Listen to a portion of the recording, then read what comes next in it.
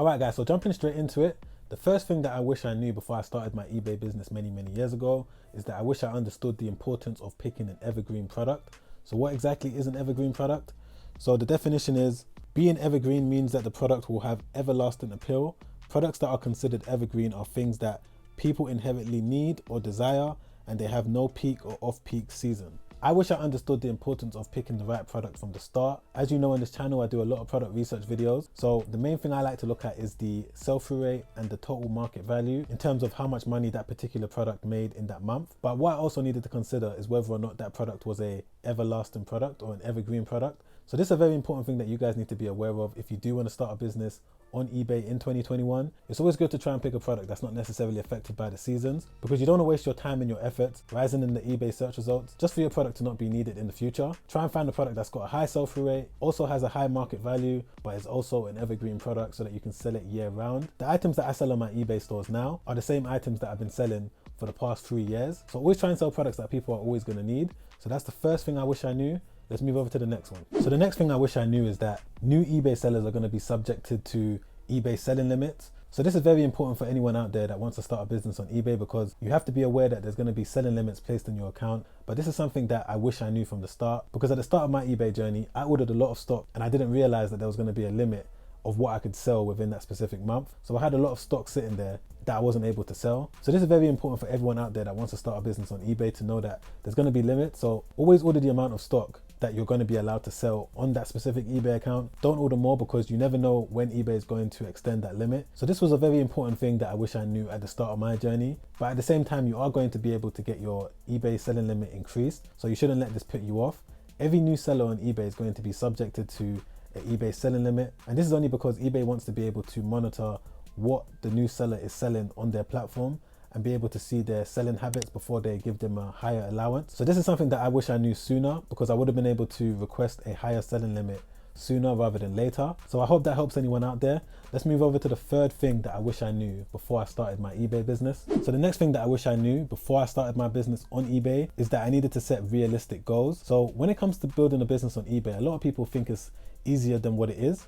And that's what I thought at the start. I didn't realize that it took a lot more planning and a lot more goal setting. So at the start of my journey, maybe a year before I became successful on eBay, I wasn't really focused on the goals that I was trying to accomplish, and I never had realistic goals as well. So this is the next thing that I wish I knew before I started my business on eBay, is that I needed to set realistic goals. At the start, I just wanted to make £1 million, because there were so many articles in various different newspapers about this person made £1 million on eBay, that person made £1 million. So I thought, you know what, all I need to do is sign up, pick a product, and I should become a millionaire as well. Once I focused on the goal of making £1,000 profit before the £1 million goals, that's when I became successful. So a lot of people out there want to start eBay because they want to make 6 figures straight away, or they want to make £1 million in a month. But you need to set a smaller goal first. Well, for me, that's what allowed me to be successful. Once I set that smaller goal of making that £1,000 profit, that's when I was able to be successful on eBay. So just to summarize what I just said now, I wish I knew to set smaller goals and accomplish those goals first before I moved over to bigger goals. Anyone out there that wants to be successful selling on eBay or starting a business on eBay, you're going to have patience, and you're going to have to set smaller goals before you can go after those big goals. You need to first understand how eBay works and first have an understanding of the platform, and then set smaller goals before you can start accomplishing those bigger goals of making £1 million, £2 million, whatever you want to achieve. So that kind of brings me on to the next thing that I wish I knew before I started, which was that at the time of me trying to build up my business on eBay, I was focused on so many different things. And one of the things that I was focused on at the time was trading Forex. So I'm not saying trading Forex is bad, but at the time I was trying to do Forex and I was also trying to build up my business on eBay, and I wasn't successful with either one of them. So I was putting so much time into learning how to trade Forex, and I was also putting a lot of time into learning how to sell on eBay. But once I stopped focusing on the one that I wasn't passionate about, which was Forex,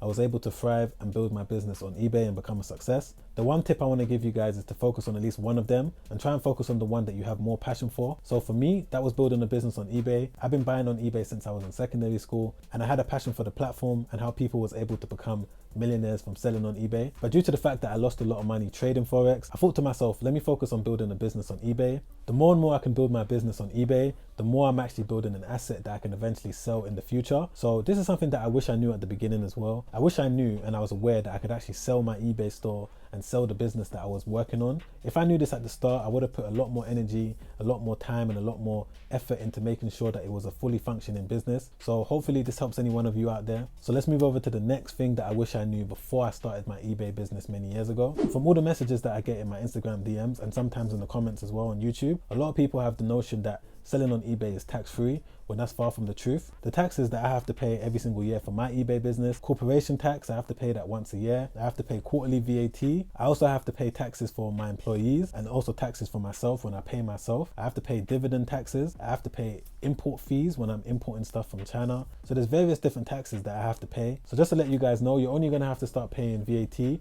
once your business reaches over £85 in revenue within any financial year. So you don't necessarily need to think about this straight away, but this is just something that you need to be aware of before you start your eBay business, because this may not be something that you want to do and it may not be profitable for you to do it in the long run. So this is something that I really wish I knew at the start.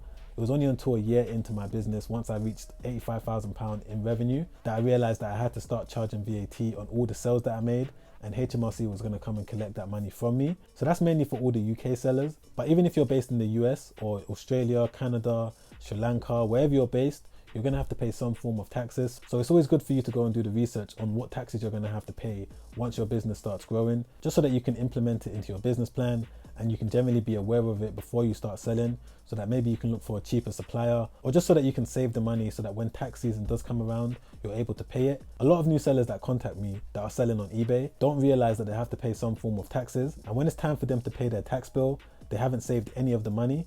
So this is very important for every new seller to be aware of. You're gonna have to pay yearly taxes on all the profit your business makes. You're also gonna have to pay taxes in terms of VAT once your business reaches over £85,000 in revenue. And there's various other taxes that you're gonna have to pay as well. So speak to your accountant, do some research on HMRC's website, but this is very important for everyone out there to be aware of.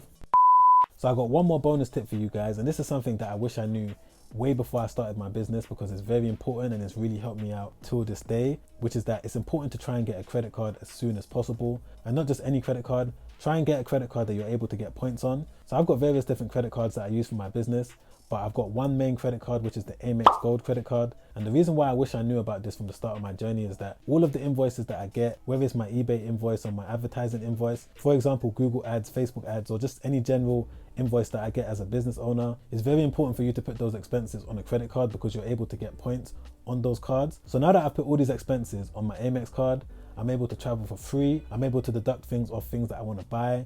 I'm able to get certain things for free as well. So for anyone out there, I would advise you guys to try and sign up for a business credit card as soon as possible, ideally with Amex, because that's the one I've been using for the past few years. But at the same time, you should go away and do your research on what credit card is best for you in terms of points and rewards. So that's one of the main things that I wish I knew at the start of my eBay journey, because I would have been able to save up so much points and been able to use those points back in my business. So I hope that helps anyone out there, and I hope you got value from this video. If you did, don't forget to press the like button, as it really helps out the channel in a big way. I really appreciate that. Whilst you're down there, don't forget to subscribe, hit the bell notification so that you don't miss any video to help you make money on either eBay or Shopify.